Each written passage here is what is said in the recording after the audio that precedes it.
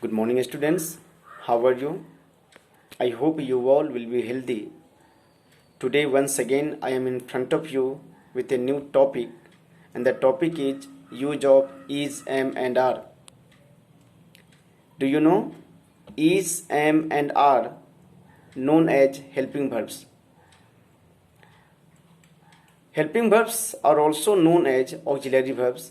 So we can say auxiliary verbs and main and helping verbs are the same name of the same verbs.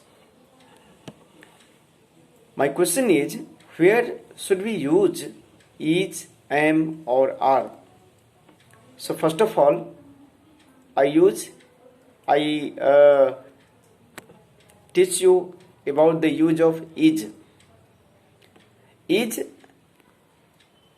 Is actually such type of verb which is used always with singular number subject.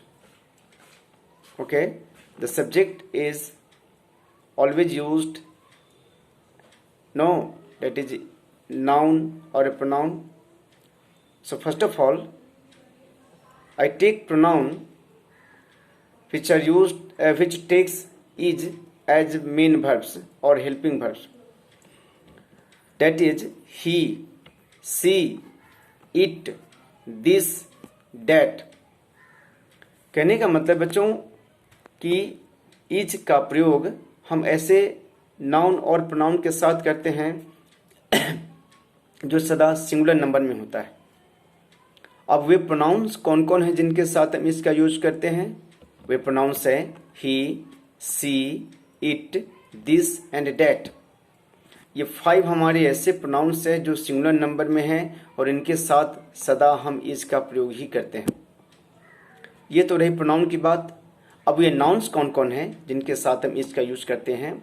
तो सबसे पहले singular number noun, अर्थात जो noun का number singular होगा, और दूसरा जो नाउन अनकाउंटेबल होगा. जो सिंगुलर नंबर और अनकाउंटेबल नाउन हैं इनके साथ हम सदा इज का प्रयोग करते हैं. Like Ram is my best friend. So Ram is a noun. Ram is in singular number. So I have used here is with Ram. Second is the water is very hot. Water is in uncountable noun. Water cannot be counted. So I have used here is with water. Water uncountable noun है. यदि water uncountable नहीं होता तो मैं इसके साथ according to number, जब इसका नंबर होता प्लूरल या कोई और, राइट, तब हम इसके साथ इसका प्रयोग न करके दूसरा प्रयोग करते. तो हमने इसके प्रयोग में जाना कि वे pronouns he, she, it, this, that, इनके साथ इसका यूज करते हैं. वे नाउन्स जो सिंगुलर नंबर में हैं उनके साथ इसका यूज करते हैं, और जो नाउन्स अनकाउंटेबल हैं उनके साथ भी हम इज का प्रयोग करते हैं. Second is are. Are is always in plural form. So we can say the verb are is used with plural number subjects. So first of all, I take those pronouns which are in plural forms, that are we in first person, we, second person, you. बच्चों एक चीज और हम ध्यान दें कि you एक ऐसा प्रोनाउन है जो सिंगुलर नंबर और प्लूरल नंबर दोनों में एक ही जैसे रूप में होता है. इसलिए सिंगुलर नंबर में भी हम यू के साथ आर का प्रयोग करते हैं और प्लूरल नंबर में भी हम यू के साथ आर का ही प्रयोग करते हैं. इसलिए हम जब कभी भी यू के साथ प्रयोग करेंगे तो आर का ही प्रयोग करेंगे, न कि एम का, न ही इज का. तीसरा है दे.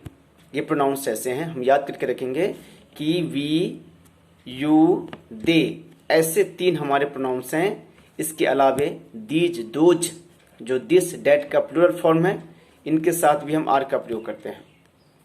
जैसे we are Indians, you are a very naughty boy, right, you are a very naughty boy, and you are farmers, right.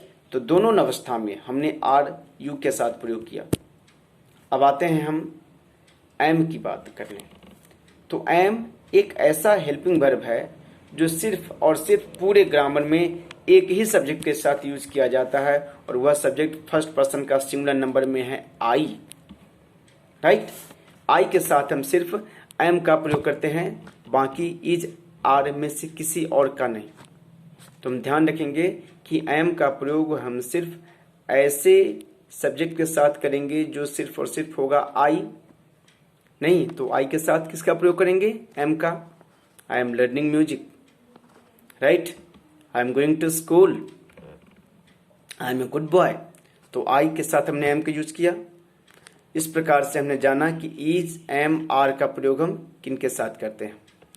दूसरा, आर का प्रयोग हम प्लूरल नंबर नाउन के साथ भी करते हैं। Ram and Shyam are my best friends.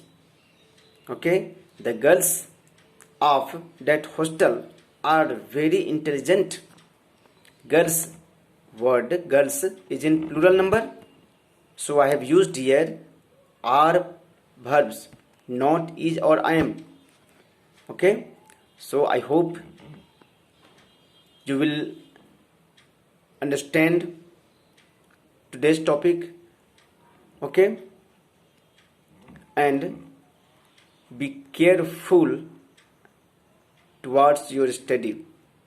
You should remember your time is very valuable, so if you spoil your time here and there, the time will also spoil you. So you should remember your time, your duty and your work.